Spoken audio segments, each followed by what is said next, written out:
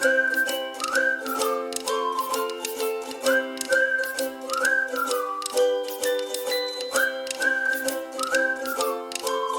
everyone, this is Jordan with Team J's Classroom Fun. Welcome back.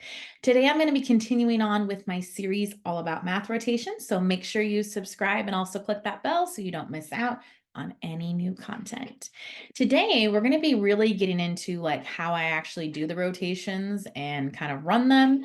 But if you missed any of my previous content, make sure you go back to some of the past videos. I'll do a quick little recap for you as well. But today we're going to be focusing on the actual process. So in past videos, we've already covered why I switched to math rotations. We already covered how I use math pretests and then how I use those pretests to create flexible groups. We also talked about mini lessons. Now today, as I said, we're going to talk about the rotation process. All of this kind of goes together, but let's get into it. So with how I do math rotations, and again, some of this can depend on your class size, the amount of time you have to teach math, etc. So obviously this is just how I do it, but there can probably be done in so many different ways. I have 4 rotations that they go to, and they go to each rotation every day, which I know sounds like a lot, but I'm telling you, once you get the timing down, it's not too bad. So the 4 rotations that I use in class are teacher time, which is where they're getting their small group instruction with me.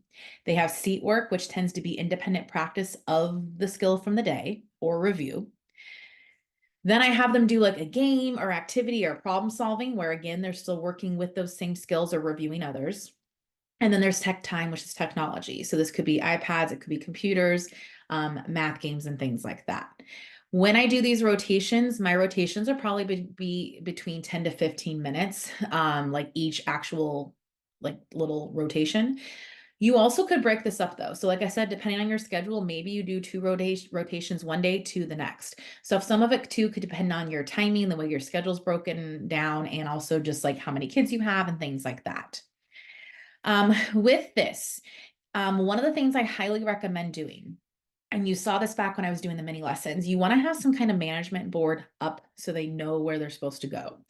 That was where I had like the 4 things, and then I had like the kids' names, because this way they know where they're supposed to be going. I can't tell you how many times someone comes back from the nurse or they weren't paying attention. They're like, what station am I at? What are we doing at this station today? And so by having that up, it's going to minimize the interruptions that you have to your group time, because the kids can know, oh, if I forgot what to do, I just look up at the board. So I highly recommend having some kind of management board up, whether it's something on like a slide or something you like just move like index cards or something where they know where they're going and what they're supposed to be doing. So like I said, I put that up on the board. That way they're independent. Then the actual rotation, so teacher time, seat work, activity, game, and tech, those last between 10 to 15 minutes. It depends on so many different things. Obviously, it depends how long the mini lesson goes. It also depends on the group.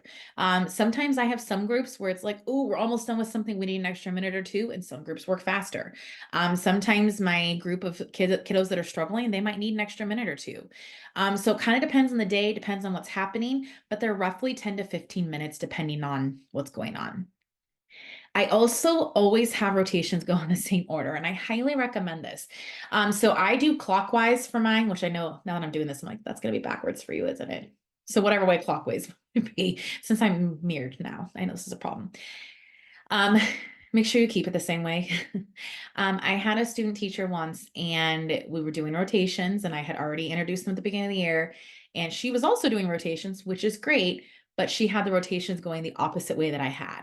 And I can't tell you how much confusion we had for a while. Where am I supposed to go? So you want to make sure like that you have the same order so the kids know like, oh, I do this, then I go here, or whichever way it is, clockwise, counterclockwise, don't care. Just make it consistent. I also, for this, I set the timer on my phone, or I often actually use my Apple Watch now so that I don't go over. It can be so easy to get in the middle of a math thing, in middle of small groups. The kids are discussing, it's going well, that's great. And all of a sudden you're like, oh my gosh, we've been in this group way too long. And then you don't have time for your other groups, or they have to be cut short.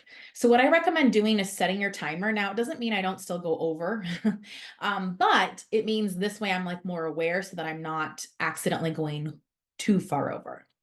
I also use one of those wireless doorbells. So I got mine on Amazon. It's just one of those little wireless ones. And when I click it, there's a chime and they know it's time to rotate. So they know, okay, if I'm at teacher time, now I go to seat work or whichever one they go to. And honestly, once you get it up and running, the kids know what to do. Like I can now click the chime and they immediately clean up the rotation they're at, move to the next one. And it's seamless. So while it might be chaotic the first few times, I promise you with the training and with practice, it will get better. Okay, so that's what I had for you today on the rotation process. Next time, I'm going to start diving into the rotation activities. And I broke this down into a few different things because it can kind of be a lot. So I'm going to start by talking about what I do at teacher time when kids come to me for small group, and that's what we're going to focus on next time. So thanks for being here today. Make sure you subscribe and, like I said, click the bell so you don't miss anything.